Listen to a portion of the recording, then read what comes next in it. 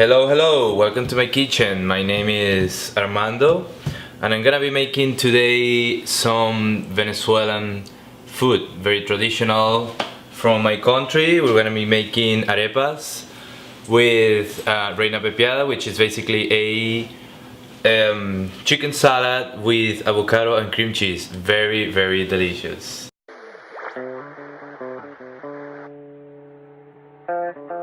So what I have is here is a pre-cooked chicken. It's a chicken that was pre-cooked in water for like half an hour, and we're gonna start and sharing the chicken. So some of the ingredients that I have in here to make this recipe are obviously the chicken that we're doing the salad. We have sea salt. You could use whatever salt it is. It's to taste. We have a couple of avocados from Mexico, 2.5 cups of water, we have pepper, we have ground garlic, and also we have chopped onions. And the most important thing is the harina pan, which is a cornmeal that we're gonna make the arepas with. This is the most important ingredient in all this recipe. Without this, we cannot make arepas. So the first step to do the salad is sharing the chicken. For me, one of the easiest way is getting 2 forks and then start sharing the chicken. You want all the chicken be like shared, very well, in order to make a very smooth salad. The 2 forks is gonna help you a lot, and just so you don't get your hands like very dirty when you're doing it. After the chicken is very well shared, as you guys can see in here, it's pretty much very smooth and it has like very little pieces, as you can see. We are going to proceed and add the cream cheese, which I usually use the cream cheese, the Philadelphia and the original, because it adds more flavor than the light one. That's what I think. So I want to proceed and open the cheese. I usually use the whole thing. We're just gonna mix it all with the chicken, trying to get it as smooth as we can in order to add the avocados. That's like the best part ever. It's becoming like sort of like a pasta paste, I mean. When it's like this, we can proceed and put the avocado. Crack it open. The heart, just like this. Then you get it off. After that, you get the fork or a spoon and spoon the avocado out. The color is it's gonna become like a very light brown, green color. So that's how we put in also the lime a little bit later, so the avocados don't oxidate and become like brown. This thing becomes brown, you'll have to put it in the trash. It's becoming green and like paste. We're gonna put this inside the arepas with Jello Swiss cheese, which gives a very good flavor combined with this.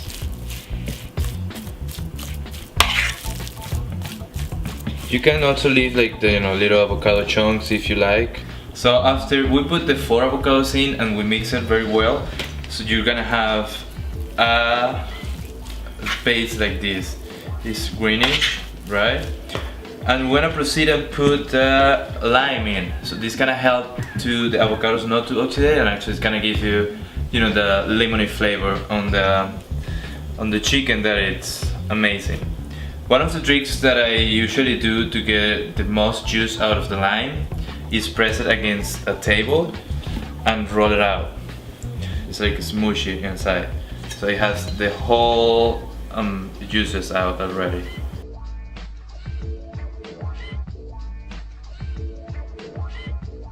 Going to proceed and season it. Put it as much as you want. but always taste it because it's better if it has less salt than too much salt. If it's too much salt, you screw it.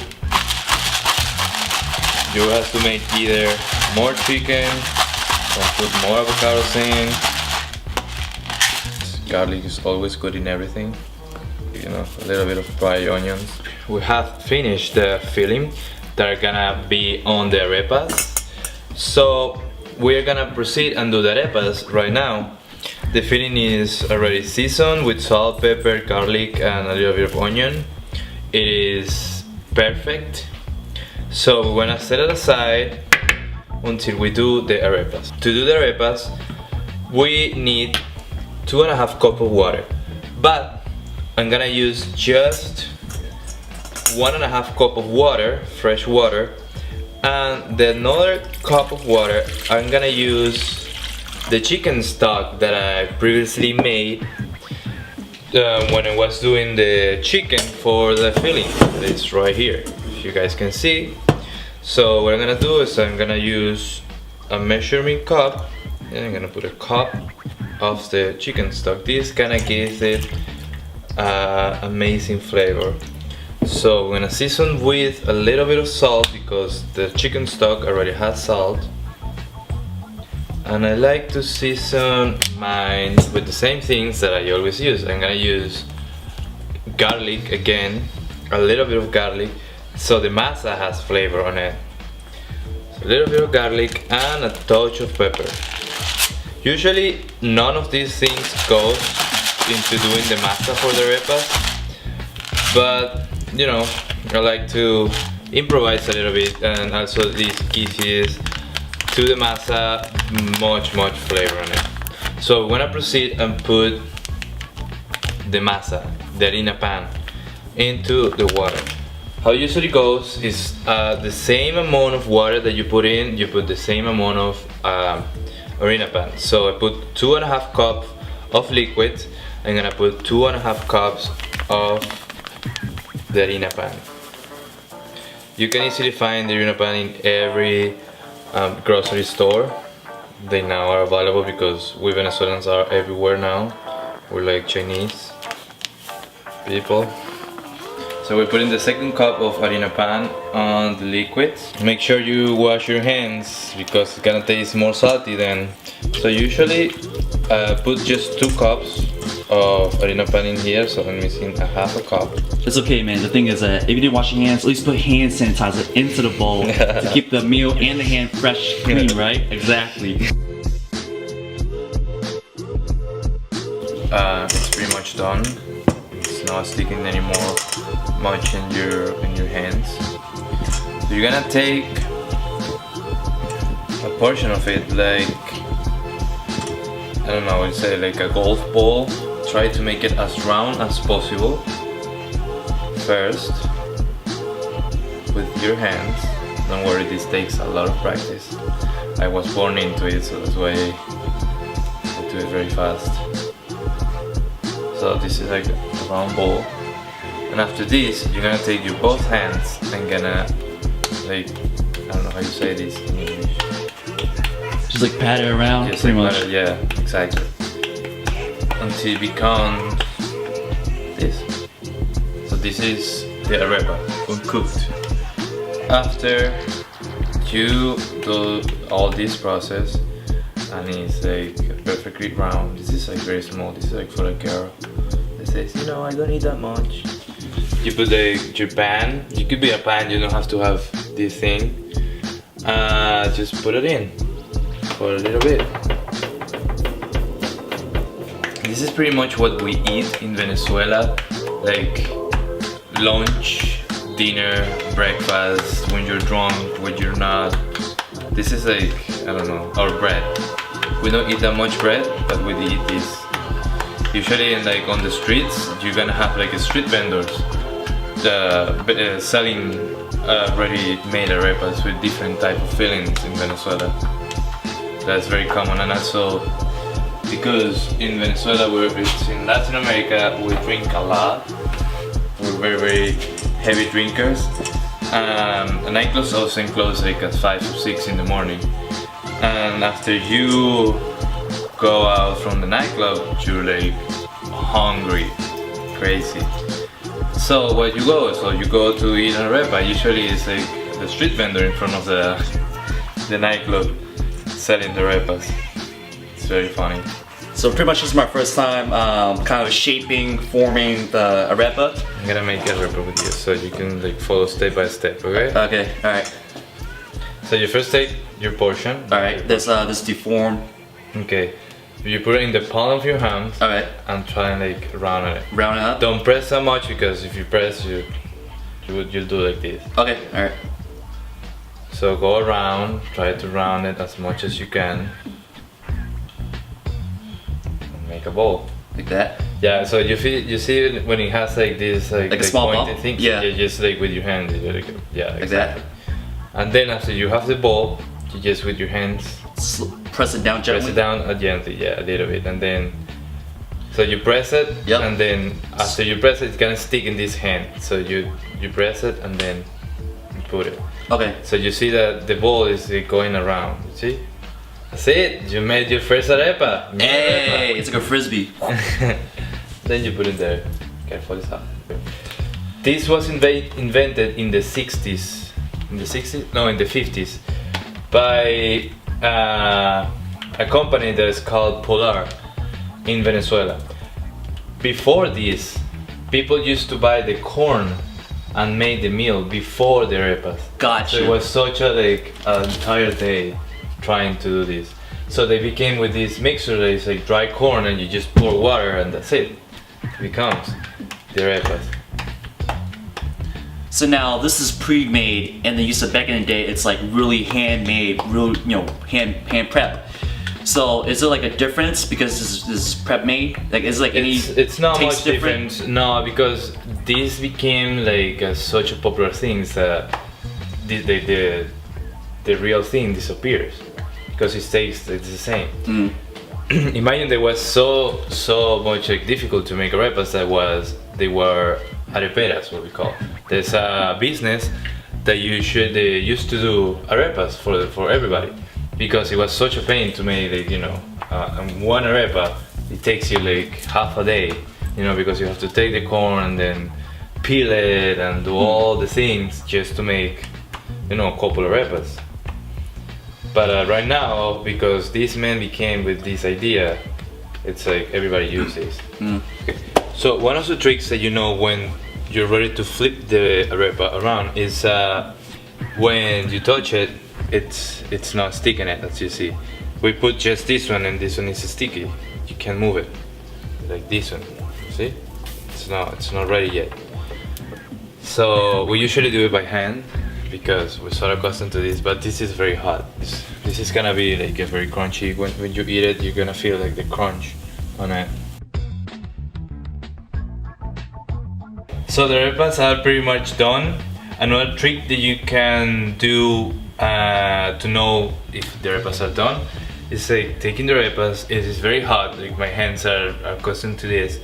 So you take the arepa and then like I don't know how you say it. You just smack it. You just smack it a little bit and it's gonna sound like empty inside, like if you see, you hear it. There you go. So we have already done the arepas, we did the filling, we have some jello cheese in here from Swiss. It's a Swiss jello cheese, and we're gonna proceed and fill the arepas. So the easiest way is taking the knife and introducing it in between the arepa. So what I'm doing right now is taking a little bit of the masa that it has inside so I can fill with the filling that we made, put more filling on it. So as you see, it's very hot, but my hands are accustomed to it. It's like, I feel it's hot, but for me it's not much. What we're gonna do is we're gonna put some butter first before the Reina Pepiada or the chicken salad that we previously made with the avocados. So we put the butter in, turn all the way, turn around the arepa and do the same thing this way.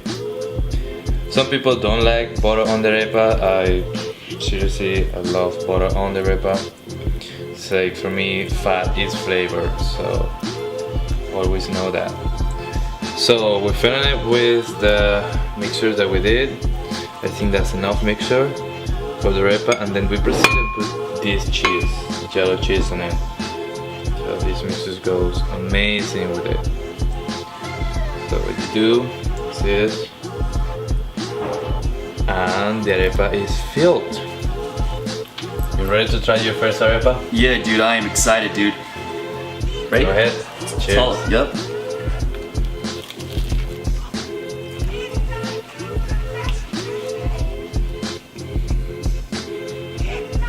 What do you think? Dude, it's like a mixture of everything. It's like everything in one bite. It's crunchy, soft, thick, hint of lime, cheesy. Cheesy, yeah. Dude, it's like everything you could ask for, dude, for a meal. And on top of that, it's easy and fast, right? It's like Venezuela's comfort food, right? That's interesting. This is a street food. This is like, instead of like eating tacos, as Mexican do, we make arepas. So, this is your comfort food, but for me, my comfort food growing up was rice and soy sauce. For you, it takes time for you to actually make the comfort food, but for me, it's like rice, just soy sauce. That's it, right? So, But yeah, this takes a little bit of more work, but at the end, it's amazing. It's the same, you know. As you eat your rice with soy sauce, you feel like you were in home as a child. It's the same thing every time that I eat an arepa. It's like, you know, you close your eyes and you're feeling your country, you know. I remember like as a child being like sitting with my family eating arepas every time that I do that. see, dude, that's like the most important thing about food. It brings you back home, gives you the comfortable feeling. And on top of that, it brings you back memories with your family. So this is like besides it being like a country's national food type of thing, but it's also your family's food. Exactly. So this is perfect. Yeah, it's a food that is in your heart. Like every time that you have a bite, it's like a thing in your mind. So it clicks and brings all the memories, you know, that you had when you were in your country, like me, you know. On top of that, we also have the remainings of the inside of Arepas. Yep. We call that masa. Masa. So yeah, these usually, Dude, kids used to eat, like, you know, put a little bit of cheese and butter and eat it. dude, legit, dude. This is like dinner and this is like dessert. You think about it? Yeah. So, You know, we grow so much into arepas that, you know, when the kids are like 4 months and they don't have like teeth, yep. we fill with this. We give them this the masa with, you know, butter on it. It's just soft. It's soft, Yeah, it's and soft. you can just like easily, like when you put it into your mouth, it easily dissolves. You know what I'm saying? Like it's barely any chewing. So I'll show you guys real quick. It's like this very chunky, small piece right here. Really good. This is tastefully well done. This is definitely a great learning experience. Dude, thank you for having me. Thank you for coming to my kitchen. Hopefully, I'll see you again. I'll be my part Italian making Yes, pasta dude. or something. And on top of that, you wear your mustache and then you have an Italian accent. Totally. Alright, man. Yeah. Thanks for watching. Stay tuned for the next episode of Food is Life. Make sure to like, subscribe, and also the ingredients will be down in the description box. So definitely check it out. Peace out.